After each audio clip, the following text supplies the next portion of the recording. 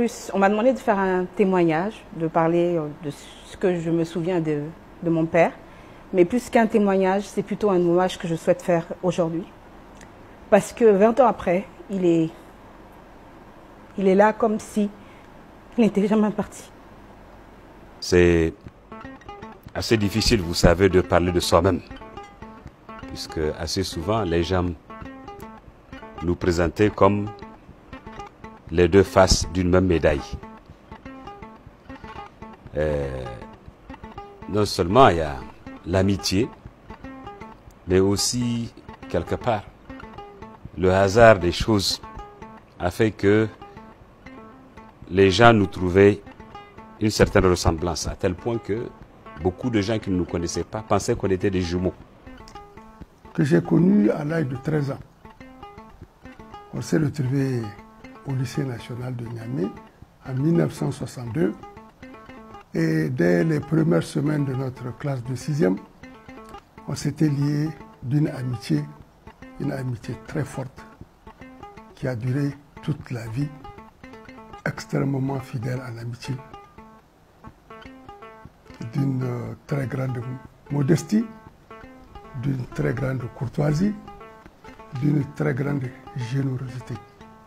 Ça, c'est l'ami, ça, c'est l'homme. Nous étions investis dans les mouvements associatifs. Le mouvement des scolaires nigériens, nous y étions avec lui. Le regroupement interscolaire qu'on appelait le RIS, nous étions, qui regroupait l'ensemble des établissements à l'époque de Niamey et du Niger, le RIS. Nous étions aussi dans la GEC, qu'on a qualifiée de jeunesse catholique à l'époque, mais celle du Niger s'appelait jeunesse étudiante croyante, qui regroupait l'ensemble des jeunes étudiants et élèves croyants, et qui était un groupe de réflexion où on discutait de tous les sujets, aussi bien des sujets philosophiques que des sujets de développement. Et ce que je pourrais dire, c'est que il ne pouvait pas vous laisser indifférent. C'était un être bourré de qualités, qui avait une telle sensibilité, qui était plein de vie, qui avait toujours envie de faire plaisir à l'autre. Et donc j'ai été conquise très rapidement. Et il m'a tout de suite dit, si tu vis avec moi, tu n'auras pas une vie, en tout cas ennuyeuse. Et ça ne sera peut-être pas une vie facile. Il m'a dit, et je ne vivrai peut-être pas longtemps. Donc je voudrais des enfants rapidement. Et ça s'est vérifié. La veille de notre mariage, il m'a dit, à l'époque il était commandant de la garde présidentielle du président Seyni Kounché. Il m'a dit, il y a le président de la République. C'est comme un père pour moi, comme tu sais que j'ai perdu mon père depuis des années, et qui voudrait te parler. Il voudrait te connaître, il voudrait te parler. Je lui ai dit, bien sûr. J'étais très jeune, j'avais pas encore 18 ans. Me retrouver en face du président de la République qui était quelqu'un qui était, je vais dire, un petit peu craint, mais en même temps admiré. Ça a été une des premières, je pense, un plongeon dans la vie politique du pays. Et à ma grande surprise, le président a été pas très encourageant. Il m'a fait comprendre que je prenais une grande responsabilité d'épouser un homme comme M. Barré Ibrahim. Il m'a dit que c'était un homme exceptionnel, qu'il l'aimait comme un fils, mais que je devais savoir que j'étais jeune, que c'était des moments qui ne seraient pas toujours faciles à passer, que c'était une vie difficile, compliquée, où il fallait se méfier de tout le monde. Il m'a dit, je compte sur vous pour essayer d'éclairer autant que possible votre époux, mais surtout vous-même, aidez-le à ne faire confiance à personne. Ça, je pense que ça, c'est ce qu'on peut découvrir de l'homme quand on l'approche. Il a su, dans le premier gouvernement de transition qu'il avait formé, il y avait une équipe assez hétérogène qui venait de provenance pratiquement de tous les partis qui existaient à l'époque au niveau national. Et des personnalités de haut rang qui continuent d'ailleurs à exercer certaines fonctions politiques et qui ont eu à approcher l'homme à ce moment précis, qui ont eu à le comprendre et à avoir la dimension d'homme d'État qu'il avait. Et je pense que leur témoignage peut... Parce que de toute façon, il est mort. Ça fait 20 ans qu'il a été rappelé à Dieu. Et je pense qu'il n'y aura aucun problème pour ces personnalités de donner leur point de vue sur la qualité de l'homme.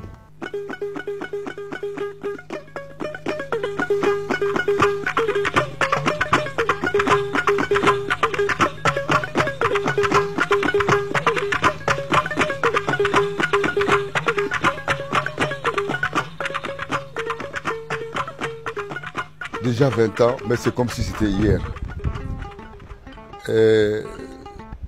Je dois dire que Ibrahim Baré Meresara, que son âme repose en paix, est avant tout un patriote, un nationaliste, un homme, un officier qui a toujours aimé son pays et qui a mis son pays en avant de tout. Je pense que c'est cette position qui lui a valu malheureusement ce qui est arrivé à la grande surprise générale des Nigériens et du monde entier. Pour revenir encore à la pertinente question qui est le général, nous allons tenter de donner quelques traits. Je dirais tout simplement que c'est un homme exceptionnel, de mon point de vue. Un homme d'État que le destin a conduit à la tête du pays et qui, à travers donc ses qualités, on a pu le découvrir réellement au devant de la scène. C'est un président qui va certainement marquer l'histoire du Niger parmi les meilleurs présidents que le Niger ait connus. L'histoire reconnaîtra au président Baré sa place éminente de chef d'État qu'il a été. Je sais personnellement, à travers des témoignages que d'autres chefs d'État m'ont donné directement sur la personne de Baré qu'ils ont fréquenté.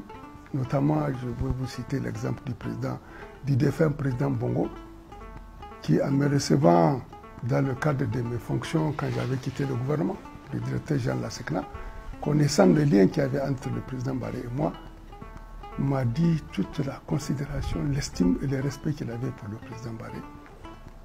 Et en particulier, il a signalé, il m'a dit quelque chose qui l'a frappé au cours d'un voyage qu'ils ont fait ensemble à Hanoï, je crois, dans le cadre de la francophonie. Il a souligné la modestie et le sens de la courtoisie du président Baré. De la part d'un chef d'État de l'envergure de Bongo, je pense que c'est un témoignage important. Donc c'est quelqu'un qui a évolué d'abord à l'école primaire. Il a fait plusieurs pays et plusieurs villes au Niger, puisque le père était enseignant, donc au gré des affectations, il allait à Yorou, Niamey, Zender, Difa, ainsi de suite, jusqu'à son arrivée au lycée national ici. Et il a fait son bac 7 ans après, et il est allé à l'école militaire d'Antsirabé, en Madagascar. Oui, donc moi, ce dont je me rappelle de mon papa, ses amis vous le confirmeront, c'était quelqu'un qui adorait blaguer, Il avait un sens de l'humour. Il adorait rigoler, vraiment tout le temps, tout le temps, tout le temps. Il faisait des blagues. Nous, quand on était petits, par exemple, quand on dormait, il nous filmait parce qu'il adorait filmer tout ce qui était électronique. Donc, il nous filmait dans notre sommeil. Et donc, bon, après, le lendemain, on avait droit à des... Il nous faisait revoir les images. Regarde comment tu étais. Et d'une part. Et d'autre part, Barré, il a participé à sa façon et activement à ces mouvements-là. Et je me souviens qu'au moment où on a déclenché une grève entre 69 et 70, où on a dispersé tous les élèves du lycée une nuit, comme ce jour-là, par hasard, on n'avait pas passé la nuit au lycée. Et nous sommes venus constater que tous nos camarades avaient été dispersés. Alors on s'est mis avec d'autres amis à organiser un mouvement de résistance jusqu'au retour de nos camarades qui avaient été dispersés. Les réunions étaient difficiles puisque à l'époque il y avait la police, il y avait aussi la milice du parti. C'était sous le régime Diori. Il y avait toutes sortes de gens qui pouvaient, bon, évidemment, inquiéter les élèves qui organisaient des réunions. Alors c'était lui qui nous avait donné une idée pour pouvoir contourner la surveillance, tromper la surveillance des agents de renseignement. On a organisé un faux bal alors que c'était une réunion pour pouvoir poursuivre le mouvement et continuer la lutte pour obtenir le retour de nos camarades. Au-delà de l'aspect patriotique, c'était un homme de paix. Et je pense que, contrairement à ce qui se dit par-ci, par-là, il faut simplement prendre comment est-il arrivé au pouvoir. Qu'est-ce qui a expliqué cet acte de coup d'État qu'il a posé contre donc la Troisième République à l'époque. Et tout le monde le sait, au sortir de la conférence nationale, nous avons eu un gouvernement démocratiquement élu, mais qui tout de suite a montré ses limites. Et je pense que le président Barré a pris la dimension en tant que chef d'État des risques que la confrontation entre les différents acteurs de l'État vers où ça pouvait nous amener. Et je pense qu'il a su très rapidement approcher les uns et les autres, parce que ce n'est pas un coup d'État qui a été fait de façon brutale. Il a approché les acteurs de façon subtile. Il a eu à attirer leur attention sur les dangers qu'ils font courir à la nation, avant de passer à l'acte. Et même après avoir posé l'acte, le coup d'État, je crois que c'est un des rares pays où on a vu un coup d'État s'opérer et le responsable de ce coup d'État remettre 48 heures après ceux qu'il a déposés donc en liberté. Et ça, c'est vraiment, c'était d'abord, les ministres n'étaient pas inquiétés et ils n'avaient pas interdit donc les maisons de presse, ils n'avaient pas interdit les rassemblements, il n'a posé aucun acte hostile à la continuité donc des activités de la liberté tout court. Et sur le plan militaire, j'ai retenu très tôt que c'est un officier de valeur, un officier qui était très attaché à tout ce qui pouvait définir, disons, la grandeur d'un officier, à savoir le sens de l'honneur, de la dignité, de la chose bien faite, la rigueur dans l'exécution de la mission. Sur le plan social, j'avais très tôt retenu qu'il était bienveillant à l'endroit de tous ses subordonnés, bienveillant à l'endroit de toutes ses amitiés, etc. Et qu'il était beaucoup plus pour les autres que pour lui-même. Tous ceux qui l'ont vu évoluer ont vu dans l'homme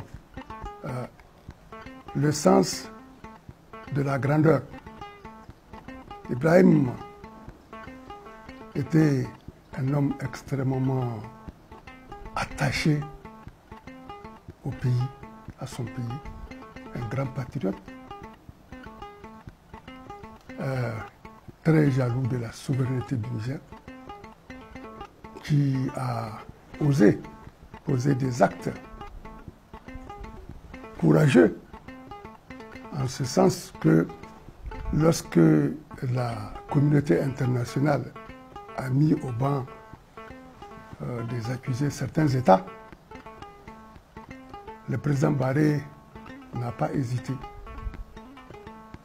Conscient qu'il est de la nécessité de rendre justice à ces pays et à ces peuples, n'a pas hésité à braver l'embargo. Vous avez compris qu'il s'agit de la Libye et de Cuba aussi. Il est venu dans une période contrastée. Tout le monde a salué son arrivée à sa façon. Et du reste, l'ensemble des Nigériens, au moment où Barré est arrivé, ont poussé un ouf de soulagement, sinon de joie, par rapport aux joutes politiques, aux querelles politiques que se livrait notre classe, auxquelles se livrait notre classe politique et qui risquaient de nous entraîner assez loin par rapport à l'unité et à la cohésion nationale. Quand il était venu, il est venu avec un délai précis pour pouvoir mettre de l'ordre dans les affaires du pays, c'est-à-dire tracer les grandes lignes, remettre le pays sur les rails et s'en aller. Il avait demandé un délai de transition de 2 ans. 2 ans. C'est-à-dire 24 mois. Après les 24 mois, il mettait de l'ordre au bout de ces 24 mois et il s'en allait. Comme l'a fait avant lui son aîné, notre aîné, Amadou Toumani Touré du Mali. C'était de cette façon qu'il voyait son passage à la tête de l'État. Mais malheureusement, notre classe politique n'a pas été assez sage, n'a pas été assez lucide, n'a pas été assez patriote. Et je suis de ceux qui regrettent fortement que ce monsieur n'ait pas pu donner au Niger tout le dynamisme, tout le sens d'honneur et de dignité qu'il voulait bien pour le Niger et qu'il voulait bien, et disons, pour la jeunesse de son pays. Comme vous le dites, les jeunes aujourd'hui qui ont 18-20 ans, ils entendent parler de Barré, parce que quoi qu'on dise, ils n'ont pas vécu son ère, mais Barré est rentré quand même dans l'histoire du Niger. Autant on parle de Sankara au Burkina et de par l'Afrique et de par le monde, autant on parle de Barré au Niger, en Afrique et dans le monde. Nous ne le disons pas par chauvinisme, nous savons que Barré est rentré dans l'histoire du Niger. Aujourd'hui, vous pouvez aller dans les milieux jeunes, aujourd'hui qui tournent autour de 20 ans, ils n'ont peut-être pas connu en tant que tel, mais ils se sont appropriés son arrivée aux affaires et ce qu'il a pu poser comme acte pendant le peu de temps que Dieu lui a permis, disons, de gérer ce pays.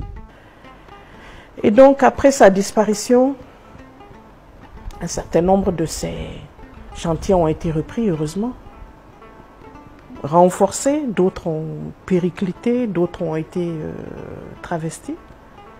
Mais ce que je pense, et je peux le dire après avoir entendu les ministres que nous avions à la conférence débat ce matin, dire tout ce qui a été fait pour rétablir les relations avec la Chine, pour ramener des médecins cubains, pour construire un nouveau pont, pour développer déjà le barrage de Kandadji, le chemin de fer, tout ça c'était des projets qui étaient largement avancés quand il était là. Et vous vous souvenez qu'après des décennies de rupture en eau de la zone de Zender, où des grandes puissances occidentales étaient venues faire des grandes analyses de projets, n'avaient jamais réussi à régler le problème d'approvisionnement en eau de Zender. Il a travaillé avec la Chine et la Chine a pu résoudre ce problème. Donc pour lui, c'était commencer par vraiment tout ce qui était basique pour faire en sorte qu'on ne soit plus dans ces crises de famine, de sécheresse, qu'il n'y ait plus ces grèves d'étudiants, qu'il n'y ait plus ces cycles où les fonctionnaires étaient payés pendant quelques mois et puis pas au cours des autres. Et il a énormément travaillé. Vous avez certainement entendu parler de tout ce qui a été mis en place à cette époque avec les institutions de Bretton Woods. On a été un des pays qui était malheureusement sous les feux de toute leur actualité avec l'application ici. Mais heureusement, il avait mis en place ce qu'ils ont appelé ensuite un dialogue social entre les syndicats, le patronat et les pouvoirs publics, qui ensuite ont été même montrés comme exemple au niveau international, comme moyen de résoudre les crises avec en particulier les travailleurs et la société civile. Donc moi je pense qu'il a réalisé au moins le début de beaucoup de ses nombreux et grands rêves. Peut-être qu'il avait déjà l'impression qu'il ne vivrait pas longtemps parce qu'il vivait à une allure incroyable. Il voulait tout réaliser, il voulait travailler dans tous les domaines, il ne s'arrêtait pas, il était très exigeant envers ses collaborateurs. On dit que souvent les personnes qui ne vivent pas longtemps mettent comme ça les bouchées doubles et je pense que c'était son cas. L'un dans l'autre, on ne finira pas. C'est quelque chose qui a été ressassé, répété à chaque anniversaire. Mais je recommanderais surtout à la jeunesse, parce qu'aujourd'hui, ça fait 20 ans qu'il est mort. Donc tous ceux qui ont 20 ans, 18 ans, 19 ans ne l'ont réellement pas connu. Et à ce titre, pour connaître l'homme, il faut peut-être se référer à deux livres, deux petits fascicules qui ont été écrits. Le premier, c'est intitulé L'œuvre du président Barré, qui a été écrit par le ministre à l'époque, donc M. Ben Omar, et Chebou Danyina, et Moussa Oumarou, qui fut également ministre du président Barré, et qui a été préfacé par Hamid Al-Gabid à l'époque. Et donc ce livret également, qui est intitulé Ibrahim Barré Ménessar l'itinéraire, qui a été fait par le défunt Ahmad Ousmane. Ces deux livrets, donc, parce que le premier a été écrit au lendemain de son assassinat, et celui-là a été écrit au lendemain du coup d'État qu'il a porté au pouvoir.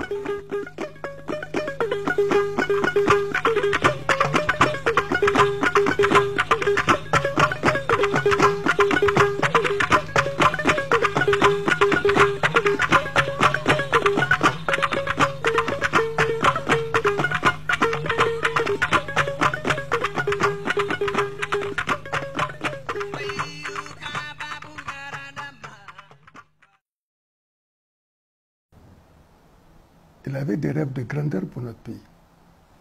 Il était jaloux de la souveraineté de notre pays. Et il était fier de notre pays. Alors, s'il y a un message parmi tant d'autres qu'il faut retenir, et en particulier à l'adresse de la jeunesse, c'est que le Niger est un grand pays. Il peut le devenir. Et potentiellement un très grand pays. Et donc, c'est quelqu'un, quand il est arrivé au pouvoir, on peut dire que c'est un patriote parce que il ne lésinait pas sur les intérêts du Niger. Puisque vous savez que le Niger, c'est une colonie. Donc, une colonie avec tout ce que ça suppose de manque donc, de souveraineté, puisque vous savez très bien que le pays qui nous a colonisés tenait à exploiter certaines ressources, tenait à ce qu'on soit, disons, très désobéissant par rapport à certaines considérations. Et il y a des choses qui valent leur pesant d'or, que les gens doivent savoir apprécier. Le général Barré, très vite, dans l'appréciation qu'il avait de la situation et de la projection qu'il faisait, disons de la gestion du Niger, il avait compris que non seulement il fallait de la ressource financière, mais surtout qu'il fallait de la ressource humaine de qualité. Et c'est ainsi que ses premiers actes étaient de créer des conditions qui permettraient au Niger, dans très peu de temps, de disposer de ressources humaines de qualité pour prendre en charge les différents compartiments de développement de notre pays. C'est ainsi qu'il a créé 2 écoles d'élite, le Prytanée militaire et le lycée d'excellence. Parce que l'État du Niger, au regard de la situation, se devait de prendre partout sur le territoire nigérien, partout où se trouverait l'intelligence nigérienne, pour, disons, la protéger et lui permettre à cette intelligence de se former et de pouvoir se mettre à la disposition du pays. Le système des internats était fini, donc il fallait aller chercher à Bilma et à Yerou, partout où se trouvent les jeunes qui sont susceptibles, disons, de connaître une très bonne formation pour pouvoir mettre à la disposition du Niger. Donc, ces deux créneaux qu'il a créés, le Prytanée et le lycée d'excellence, à cause de plus, devaient permettre aux élites du Niger, les jeunes, de pouvoir être sécurisés et que le Niger devait pouvoir les accompagner pour en faire des hommes, des enfants de la République, il faut le dire. Et le chapeau qui a manqué, et c'est là que nous regrettons énormément, c'est que, au regard de ces 2 situations qui allaient forcément amener des jeunes bacheliers et des bacheliers dignes de ce nom, de cette capacité, à disposer d'un autre espace pour pouvoir continuer leur formation. C'est ainsi que, après les 2 écoles, le général Barré envisageait de créer l'école polytechnique qui devait pouvoir accueillir ces jeunes-là qui viendraient, pour certains du Prytanée, pour d'autres des lycées techniques. Donc aujourd'hui, ce qui a manqué dans le schéma du président Barré, c'est la création de l'école polytechnique du Niger. Et pour prendre en charge ces intelligences qu'il est allé chercher à Djé, à Yerou, à Torodi, un peu partout, et donc disposer d'une école polytechnique pour donner les formations nécessaires, disons, à ces jeunes Nigériens dans leur environnement et pouvoir se mettre à la disposition de leur pays. Voilà un rêve, disons, sur lequel, malheureusement, le général Barré n'a pas pu boucler la boucle comme on le dit. Il a créé les 2 écoles, mais n'a pas eu le temps de créer l'école polytechnique qui devait être le point de rencontre de ces intelligences qui partiraient de ces deux établissements. Un autre rêve, on entend parler de Niamey-Niala. L'État est une continuité. Heureusement d'ailleurs. Niamey-Niala, ça a été un rêve du général Barré. Aujourd'hui, que les gens en parlent en s'appropriant, en faisant de cette expression ou de ce dynamisme qu'on voit sur la ville de Niamey et d'autres villes du Niger, tant mieux. C'est donc, ça veut dire quelque part que le président Barré avait eu bel et bien raison de penser que les villes du Niger, et particulièrement la capitale de Niamey, devaient emprunter le chemin de la modernisation. Alors, ne serait-ce que l'appellation, que l'expression Niamey-Niala, que les gens aillent chercher un peu dans les archives pour voir quels sont ceux qui ont fait ce logo, à quelle date ça a été dit, et est-ce qu'il existe un document de la modernisation de Niamey. Les gens se rendront compte, en allant peut-être dans les archives du ministère de l'Urbanisme, ils se rendront bien compte que la conception de Niamey-Niala, elle a été bien faite, et en d'autres temps, et Barré en est pour quelque chose. Voilà, et donc que ça se poursuive, c'est bien, l'État est une continuité. La chose que nous retenons, que Barré a bel et bien vu qu'il fallait moderniser Niamey, et ceci à travers la modernisation de Niamey, c'est la modernisation de tout le Niger qui voyait. C'est l'entrée du Niger dans les villes et dans les villes qui comptent, l'entrée du Niger dans les capitales qui comptent. Donc l'un dans l'autre, Niamey Yala, si son départ a été pris bel et bien avec Barré, c'est une aussi lecture qu'il faut avoir de la personnalité de Barré et de sa vision pour le Niger. Son rêve, c'était le développement du Niger. Il n'avait pas à réaliser comment on pouvait avoir des Nigériens qui pouvaient continuer à vivre dans l'obscurité, sans eau. Il voyait le dur labeur des femmes au niveau rural. Il voulait que tous les Nigériens aient droit à une éducation, une bonne éducation de qualité. Vous savez comment il a été à l'origine de la création du lycée d'excellence. Il voulait des Nigériens bien formés pour être des bons cadres et pour développer le pays. Dans l'armée, il voulait une armée structurée, dénuée de toute corruption, une armée forte avec des hommes valeureux et fiers de porter l'uniforme nigérien. Et il a tout fait pour. Et je pense que nous avions à l'époque une armée, en tout cas, qui était en majorité une armée de bonne qualité. Il avait envie que la santé des Nigériens ne soit plus un rêve. C'est un droit, un premier droit. Donc j'ai essayé de le conseiller dans ce domaine puisque je suis moi-même du corps de la santé. Mais il a essayé de réaliser beaucoup pour que l'infrastructure sanitaire se développe dans le pays. Je crois qu'on a été à une période où on n'avait jamais construit autant de centres de santé à l'intérieur du pays que lors de sa présidence à l'époque. La formation du personnel médical de qualité, des infirmiers. Il a beaucoup travaillé pour que finalement nous ayons aussi un état de droit, malgré tout ce que les gens ont pu dire, soi-disant qu'il n'y avait pas de liberté d'expression. Ce n'est pas vrai. Il était pour le pluralisme, il était pour la liberté d'expression, c'était un grand démocrate. Mais je pense que le désordre et la manipulation politique, je pense que c'est des choses qu'il n'acceptait pas. Parce que, vous savez, beaucoup de gens l'ont constaté. Parfois, les gens voulaient le détourner de son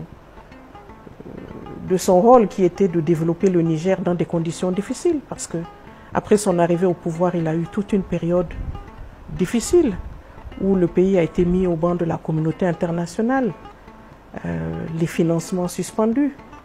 Il fallait trouver des alliances pour arriver à financer et à payer les salaires. C'était encore une période où les salaires des fonctionnaires étaient difficiles à payer. Et puis il y avait tout ce rêve africain qu'il avait. Dans sa jeunesse, il avait admiré que ce soit le Che Guevara, que ce soit Fidel Castro, mais aussi des grands hommes démocrates. Nelson Mandela, quand il a eu l'occasion de le rencontrer, il était conquis. C'est pour vous dire qu'il voulait que, au-delà de développer le pays d'une manière classique, qu'on innove et qu'on commence à avoir des hommes d'État jeunes avec une vision différente, qui pourrait apporter une autre façon de développer le pays. Il y croyait énormément à la jeunesse.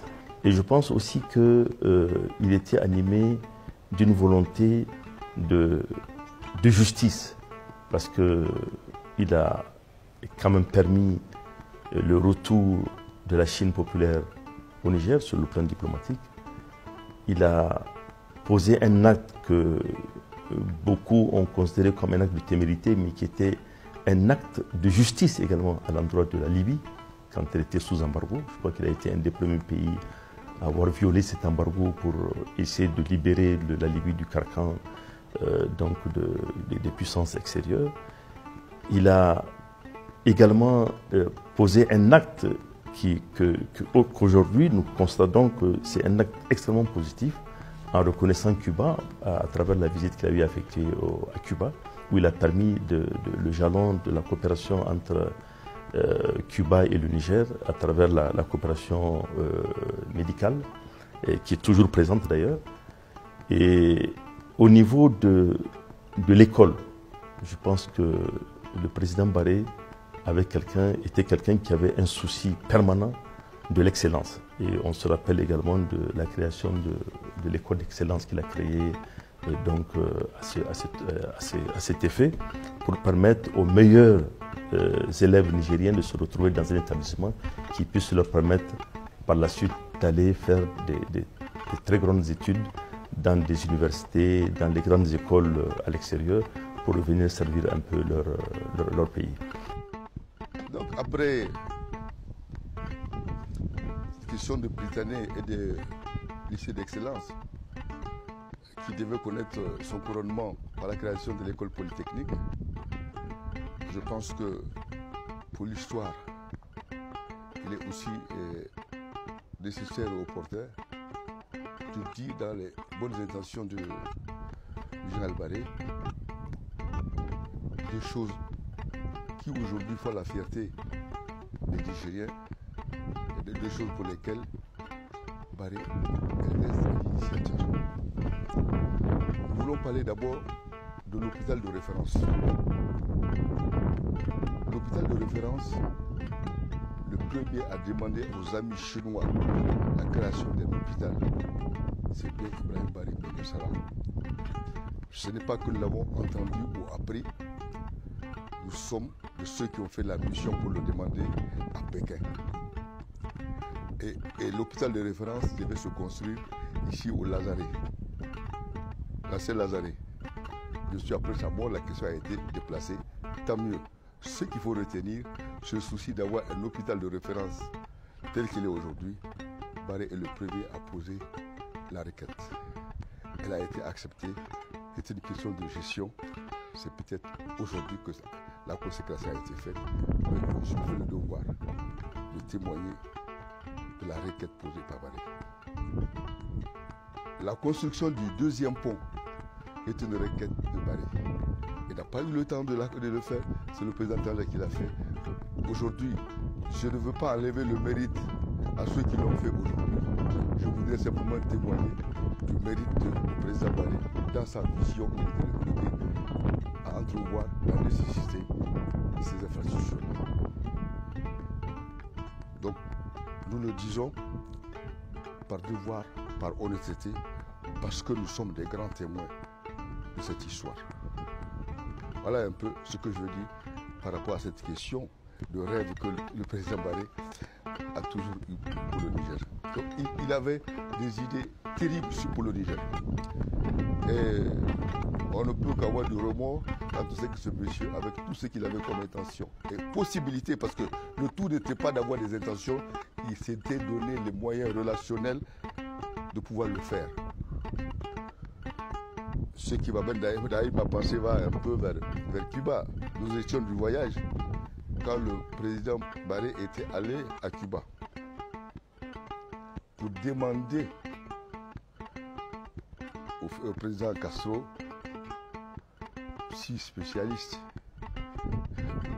À la séance de travail, le président Barré a réussi à avoir 36 spécialistes, lui qui était allé chercher 6.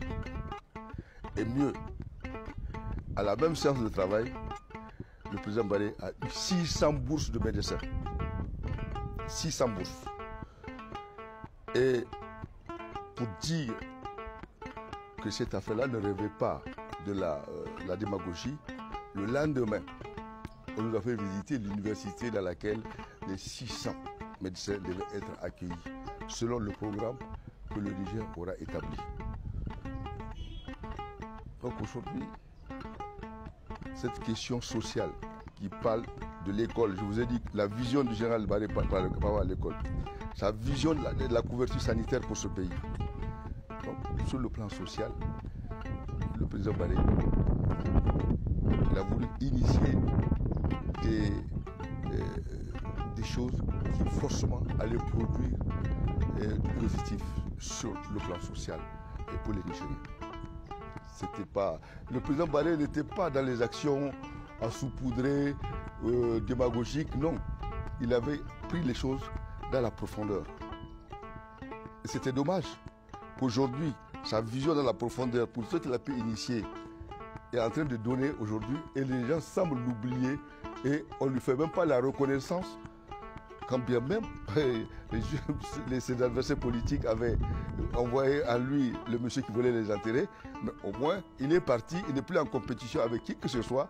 Ce qu'on simplement demande aux Nigériens, ceux qui sont aujourd'hui à des responsabilités, c'est à l'occasion des faits de rappeler et disons la vision de cet homme et ce qu'il a pu faire pour le peu de temps que Dieu lui a accordé sur terre pour le Niger dans ses intentions.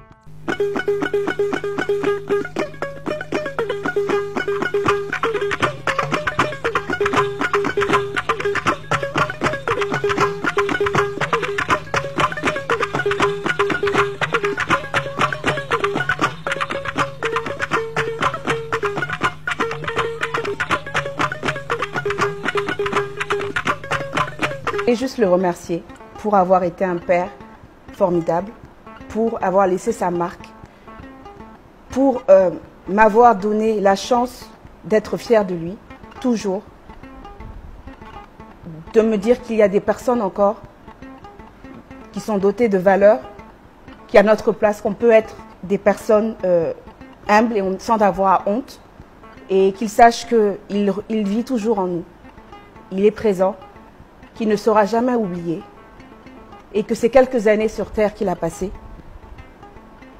nous ont permis aujourd'hui à nous d'être là, nous 5, Raya, Samy, Nasser, Jibril, et qu'on tentera de véhiculer toutes les valeurs qu'il nous a apprises, c'est-à-dire en restant ensemble, en restant dignes, et on continuera d'attendre la vérité qui viendra, la justice viendra, nous y croyons. On a souvent eu des moments de découragement, ou des moments, si vous pouvez le dire, de réalisme ou de lucidité qui nous faisaient penser qu'avec une telle omerta de toute la classe politique et un dossier qui dérange autant, on s'est beaucoup dit qu'on ne verrait pas cette justice. Mais avec la CEDEAO, qui a démontré réellement que nous étions dans notre droit, que cette mort était une mort inacceptable et que le Niger devait faire mieux en matière de justice.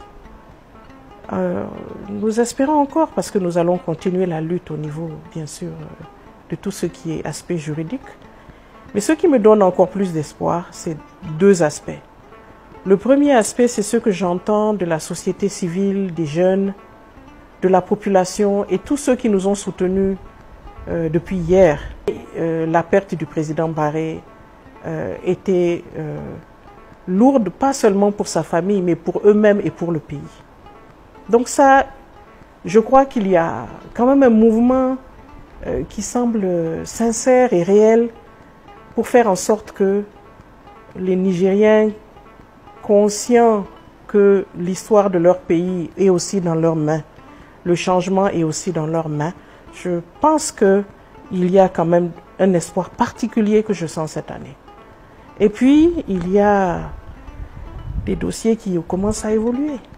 Le dossier similaire que nous avions au Burkina, après plus de 30 ans, aujourd'hui qui commence à trouver des voies de résolution. On n'y est pas encore, mais ce sont des dossiers qui commencent à évoluer. Il faut nécessairement que partout où il y a eu des torts, ces torts doivent être réparés. Les gens ignorent souvent que le Alia en question, c'est mon premier prénom et on m'a appelé ainsi à cause de son meilleur ami, Ali Saad, qui était quelqu'un... Quand on parle de mon père, c'est difficile de le dissocier. Et la preuve, ils sont partis ensemble ce jour de 9 avril et c'est très dur pour nous parce qu'on a l'impression d'avoir perdu un père et un parrain en même temps. Parce que même de tous mes souvenirs de jeunesse, il venait souvent à la maison, restait quelques jours. Il avait ses films préférés et il avait même ses plats favoris, ses petites choses. Et quand il était là, c'était la fête, quoi. Parce que, bon, déjà, ils avaient leur taquinerie entre eux, ils étaient tous les deux très taquins. Je ne comprends pas qu'on n'arrive pas, 20 ans après, à nous rendre justice. Même s'il n'avait pas été président, même s'il n'avait pas été dans l'exercice de ses fonctions, il a des droits, nous avons des droits en tant qu'humains. C'est le droit à la vie, moi c'est ce que j'estime. Et je ne trouve pas normal qu'il ait été abattu de la sorte et que, pour quelles que soient les raisons, hein, moi, quelles que soient les raisons qui seront avancées, raisons d'État, ça ne justifie pas. Disons qu'on n'ait pas droit à une vérité, de savoir ce qui s'est passé réellement jusqu'aujourd'hui.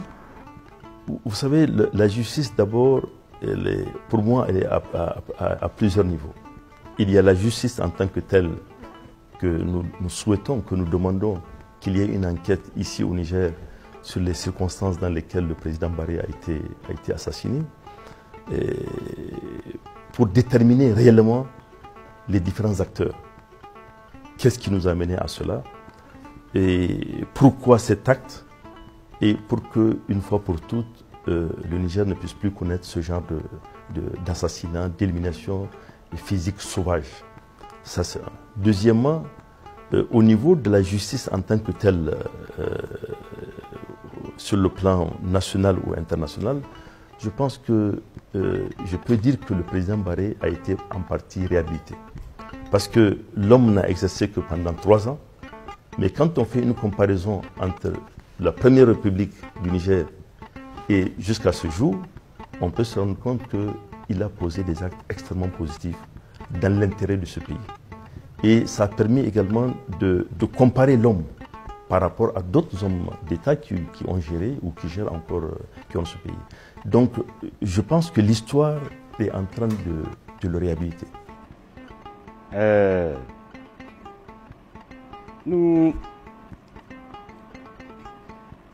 Il faut croire en la justice. Je pense que nous sommes dans un monde qui évolue. Nous sommes dans un monde où les données de base, les données qui guident les relations internationales aujourd'hui, on parle de l'état de droit et de la bonne gouvernance. Et ça, c'est depuis le discours de la Bolle. Et non pas que ce soit une nouveauté pour nous. Nous aspirions bien avant le discours de la Bolle. Mais ça ne nous a pas été possible avec le contexte de l'époque de la guerre froide. Nous pensons que si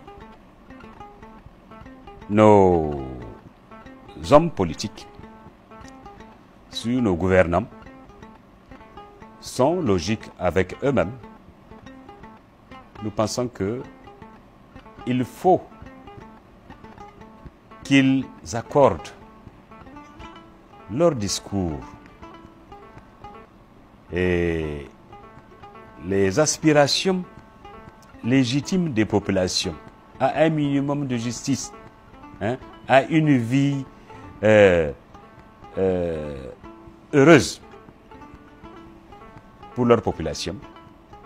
Il faut que leur discours de construction de l'état de droit, de construction d'un monde plus juste, s'accorde avec la nécessité de rendre justice.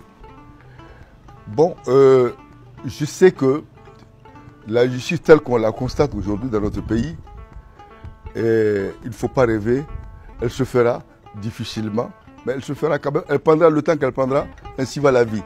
Mais à côté de la justice des hommes, il y a la justice divine. Et je suis de ceux qui croient au Dieu. Autant il y aura la justice des hommes, il y aura aussi la justice divine.